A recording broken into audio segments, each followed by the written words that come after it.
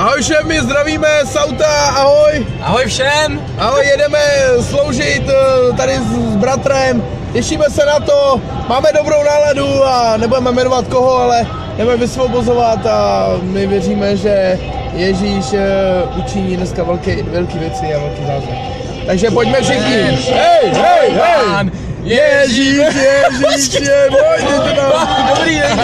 Ježíš je můj pán. Amen.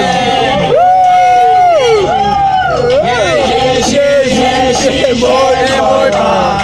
Ježíš je můj pán. Ježíš je můj pán. Amen.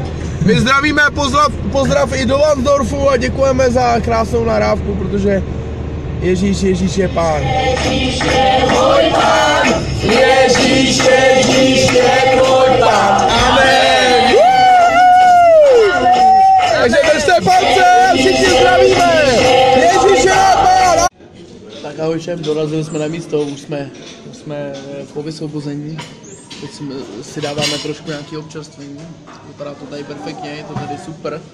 Jenom chci říct jednu věc, co jsme zažili zase s Bohem. Je neuvěřitelný a nedá se to srovnat vůbec slovy.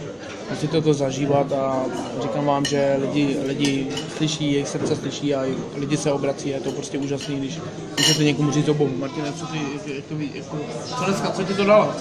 No, tak dneska mi to dalo úplně, prostě byl jsem překvapený, co to prostě ta modlitba třeba s tou ženou dělala a jak ji proměňovala, jakým způsobem. Řekni lidem asi o co neříkej jméno, ale řekni jakoby, jaká modlitba a co vlastně. No, je to zvláštní, ale prostě... Byl problém prostě jakoby s něčím, že jo? A při modlitbě se projevoval. No, byl tam nějaký problém, přesně tak. A hlavně těch problémů bylo několika za sebou. A postupem času vlastně po modlitbách tak ty problémy odcházely a tu ženu vlastně i hned na místě taky proměňovali. A doopravdy... jsme vidět změnu, jakoby. Změny, přesně tak. Nastaly i hned změny a doopravdy mluvila úplně jinak. Jo. No, jakoby, když jsme věrní Bohu, když konáme na jeho slově a jdeme a vysvobozujeme lidi, modlíme se za uzdravení, tak Bůh koná, vždycky bude. A dokonce i když tady sedíme, tak dokonce už jsme dali tady Boží slovo, dali jsme kontakt čísnici, že jo, ta byla úplně v šoku, dokonce jsme jí řekli slovo poznání, který ona má, čím prochází a i když řekla, nevěří, děláte si stranu, tak najednou byla usvědčena a Bůh se dotýká i v restauraci a všude, kde jsme. Takže chci říct, jakoby, bylo to i venku, bylo to super, potkali jsme prostě mnoho lidí, ty kluci, kteří byli uzavřený v srdci a najednou jsme mohli vidět, co byli otevřený. Byli otevřený, byli úplně si s námi krásně povídali, byli otevření, prostě neuzavírali se nic, jo.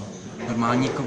Ze začátku jo, tak, ale potom jako Bůh se jich dotknul a potom oni jakoby... Na začátku jakoby moc s náma nekomunikovali, ale člověk, když se nebojí, jednou se zeptáš, odpoví ti, po druhý se zeptáš a dáš mu lásku, trošku víc lásky.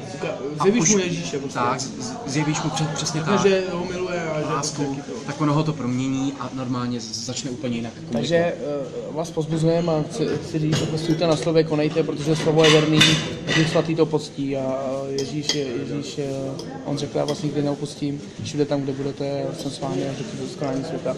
Buďte věrný a nestýďte se za evangelium, protože evangelium je mocí ke spasení všech, který věří. Amen. Amen. Ježíš je můj pán. Ježíš je můj pán. Amen. Hej.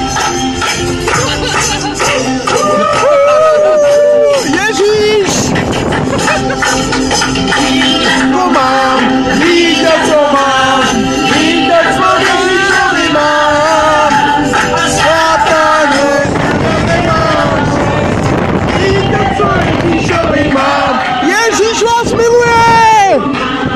Víte, co mám, víte, co Ježíšovi mám.